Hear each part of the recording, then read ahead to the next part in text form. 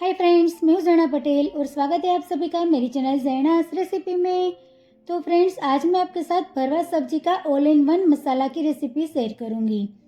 तो ये मसाला आप बनाकर स्टोर कर दोगे तो आप कभी भी भरवा सब्जी है वो सिर्फ 10 मिनट में बना सकते हो। और ये मसाला इतना टेस्टी बनता है कि आप बाज़ार से मसाला लाना एकदम भूल जाओगे और आप घर पर ही एकदम शुद्ध और एकदम सस्ता मसाला बनाकर तैयार करोगे। तो ये मसाला है, आप कोई भी सब्जी में स्टफ़ कर सकते हो। बैंगन, करेला, मिर्ची, आलू, कोई भी सब्जी में आप ये मसाला का इस्तेमाल कर सकते हो। और ये मसाला स्टफ़ करके आप भरवा सब्जी बनाओगे तो आपकी सब्जी एकदम टेस्टी बनकर तैयार होगी। तो चलिए रेसिपी की शुरुआत करते हैं, बनाते हैं भरवा सब्जी का मसाला। तो भरवा सब्जी का मसाला बनाने के लिए यहाँ पर मैंने 250 ग्राम बेसन लिया है। तो ये बेसन है वो थोड़ा सा दरदरा पिसा हुआ है।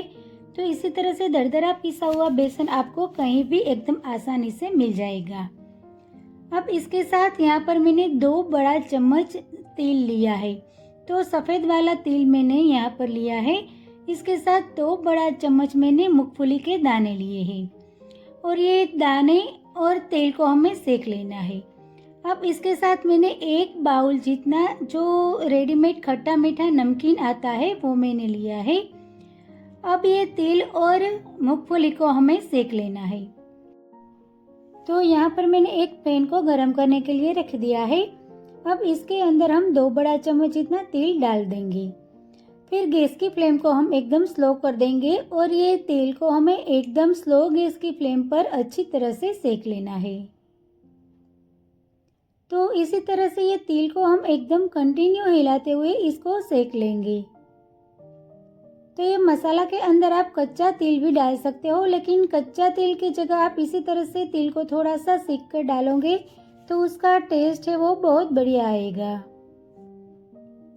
तो इसी तरह से सिर्फ 2 से 3 मिनट में हमारा तिल है वो एकदम अच्छी तरह से सीख जाएगा।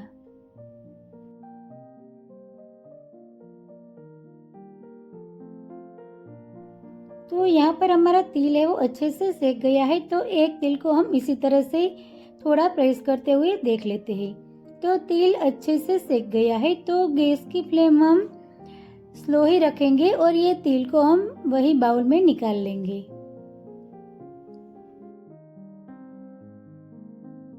तो यहाँ पर हमने तिल को निकाल लिया है। अब हम वही पैन में मूंगफली को भी सेक लेंगे। तो मूंगफली को भी हम एकदम स्लो गैस की फ्लेम पर अच्छे से हिलाते हुए सेक लेंगे।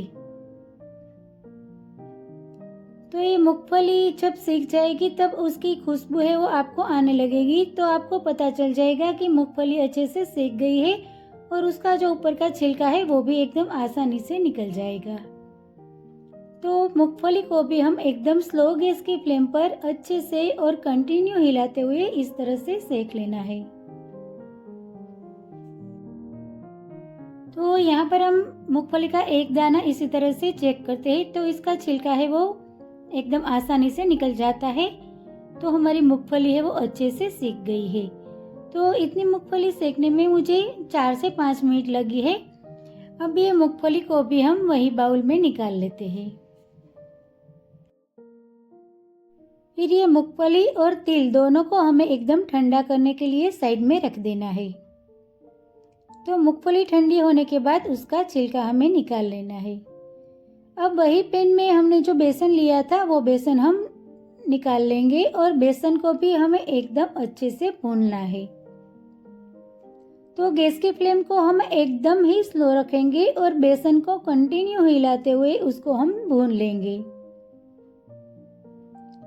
तो इसी तरह से बेसन को हमें कंटिन्यू हिलाते रहना पड़ेगा क्योंकि बेसन नीचे से फटाफट जल जाता है।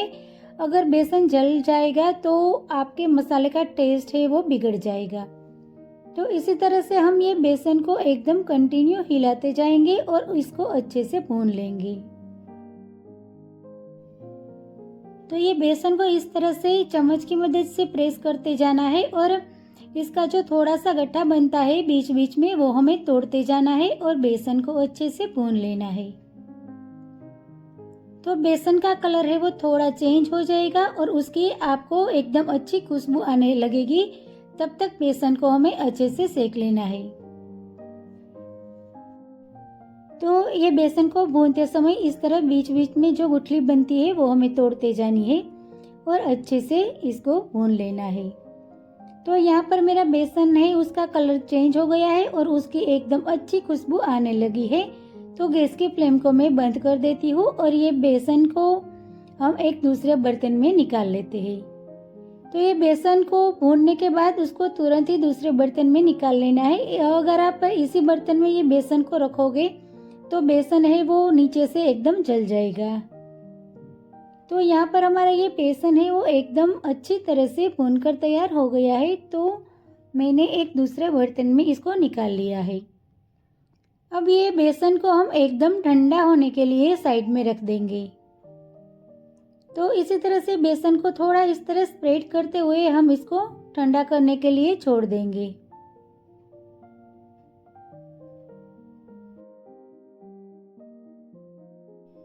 अब यहाँ पर हमारा तिल और मूंगफली ये दोनों अच्छी तरह से ठंडा हो गया है। तो आप देख सकते हो मूंगफली का छिलका है वो बड़ी आसानी से निकल जाता है। तो ये सारी मूंगफली के छिलके मैं निकाल दूंगी। तो यहाँ पर आप देख सकते हो ये मूंगफली के छिलके मैंने अच्छे से निकाल दिया है और मूंगफली साफ कर ली है। अब ये तिल और मूंगफली दोनों को हमें दरदरा पीसना है। तो इसको आप कूट कर भी इसका दरदरा पाउडर बना सकते हो। मैंने यहाँ पर मिक्सी की जार ली है, उसके अंदर हम मूंगफली के दाने डाल देंगे और इसको हमें बिल्कुल हल्का सा ही पहले पीस लेना है। तो यहाँ पर आप देख सकते हो मैंने सिर्फ 2 ही आटा लगाया है। तो इसमें हमारा इस तरह से मूंगफली का दरदरा पाउडर बन गया है। अब इसके बाद ही हम इसके अंदर तिल डालेंगे क्योंकि तिल को पीसने में ज्यादा देर नहीं लगती है। अब ये दोनों को हम फिर से एक बार चलाकर दरदरा पाउडर बना लेंगे। तो यहाँ पर आप देख सकते हो तिल और मूंगफली दोनों का एकदम अच्छा इसी तरह से पाउडर बन गया है। तो इसको आपको ज्यादा नहीं पीसना है, अगर आप ज्यादा पीसोगे तो उसका ऑयल है वो रिलीज हो जाएगा। तो इसी तरह से पाउडर रहे ऐसे ही आपको पीसना है। अब ये तिल और मूंगफली का पाउडर हम ये बेसन में डाल देंगे। तो बेसन भी हमारा ठंडा हो गया है। अब ये तिल और मूंगफली का पाउडर हमें इसके अंदर डाल दिया है। अब वही मिक्सी के जार में हम ये खट्टा मीठा नमकीन लेंगे। तो ये खट्टा मीठा नमकीन है उसका भी हम इस तरह से मिक्सी के जार में दरदरा पाउडर बना लेंगे।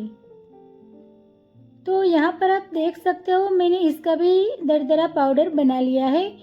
तो ये खट्टा मीठा जो नमकीन है इसकी क्वांटिटी आप थोड़ी कम या ज़्यादा भी कर सकते हो। अब इसका पाउडर भी हम ये बेसन के अंदर डाल देंगे। तो यहाँ पर मैंने तिल, मूंगफली के दाने और ये नमकीन का पाउडर है वो इसके अंदर डाल दिया है और पहले हम सारी चीज़ों को इस तरह से रफली ही मिक्स कर लेते हैं। तो फ्रेंड्स ये भरवा सब्जी का मसाला है वो एकदम टेस्टी बनाने के लिए बेसन को हमें एकदम अच्छे से भून कर ही लेना है। अगर आप कच्चे बेसन से इसका मसाला बनाओगे तो इतना अच्छा टेस्ट आपको नहीं मिलेगा।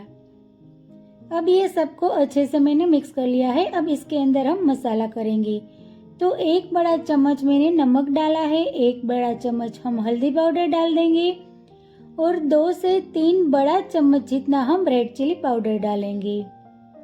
अब इसके साथ 1 बड़ा चम्मच धनिया जीरा पाउडर डालेंगे, आधी चम्मच हम हींग डाल देंगे और 1 चम्मच भर के हम चाट मसाला डालेंगे। तो चाट मसाले से ये मसाले का टेस्ट है वो एकदम चटपटा लगता है। इसके साथ आधी चम्मच हम गरम मसाला पाउडर डालेंगे और आधी चम्मच मैंने कसूरी मेथी डाल दी है। अब इसके अंदर हम 2 बड़ा चम्मच भरकर शुगर डालेंगे यानी कि चीनी डालेंगे। तो चीनी की क्वांटिटी है वो आपको ज्यादा रखनी है, 2 से 3 बड़ा चम्मच जितनी डालनी है। अब इसके साथ मैंने 2 नींबू का जूस डाला है और 1 बड़ा चम्मच अदरक मिर्ची की पेस्ट डाल दी है। अब ये सारी चीज को हम एकदम अच्छी तरह से मिक्स कर लेंगे। तो यहाँ पर आपको ये मसाला तुरंत ही इस्तेमाल करना है। तो इसके अंदर अगर आप लहसुन खाते हो तो लहसुन की पेस्ट भी डाल सकते हो। तो ये मसाले में हम तेल थोड़ा ज़्यादा लेंगे, तो यहाँ पर पहले मैंने 6 से 7 चम्मच तेल डाल दिया है। फिर ज़रूरत पड़ेगी तो हम बाद में और तेल इसमें डालेंगे। तो तेल डालने के बाद इसी तरह से मसाला हम मिक्स करेंगे। और इसमें तेल अगर आप नहीं डालोगे तो आपका मसाले का कलर है वो एकदम फीका लगेगा। तो इसी तरह से जैसे आप तेल डालने के बाद मसाला मिक्स करोगे तो आपका मसाले का कलर है वो एकदम अच्छा येलो और रेड दिखने लगेगा। तो इसी तरह से मसाला को हम एकदम अच्छे से मिक्स कर लेंगे। तो अभी आप देख सकते हो ये मसाला है वो थोड़ा ड्राई लगता है, तो इसमें हमें और भी तेल डालने की ज़रूरत है। तो फिर से मैंने 4 से 5 चम्मच तेल इसमें डाला है। तो ये मसाला मेरा ज़्यादा है इसलिए इसमें थोड़ा तेल ज़्यादा लगेगा, लेकिन आप अपने मसाले की क्वांटिटी के हिसाब से इसमें तेल डालते जाना। तो फिर से मैंने ये तेल इसके अंदर डालने के बाद हाथ से ही ये सारा मसाला को अच्छी तरह से मिक्स करना है। तो जैसे जैसे आप ये मसाले को तेल के साथ मिक्स करते जाओगे वैसे वैसे आपका मसाले का कलर है वो थोड़ा डार्क होने लगेगा। तो यहाँ पर आप देख सकते हो मसाले का एकदम अच्छा कलर आ गया है।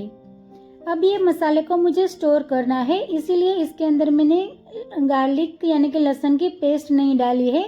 तो मैं यहाँ पर 2 बड़ा चम्मच लहसुन का पाउडर डाल देती हूँ, ताकि ये मसाले में लहसुन की फ्लेवर है वो भी एकदम अच्छी आए और इसको स्टोर करने में भी कोई प्रॉब्लम नहीं होगा। तो इसी तरह से मैंने गार्लिक पाउडर डाल दिया है और फिर से हम ये सारे मसाले को एकदम अच्छी तरह से मिक्स कर लेंगे।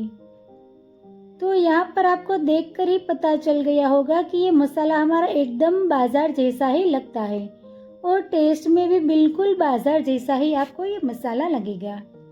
अब इसके अंदर मैंने थोड़ा सा धनिया डाल दिया है और ये मसाले को हम फिर से अच्छी तरह से मिला लेंगे।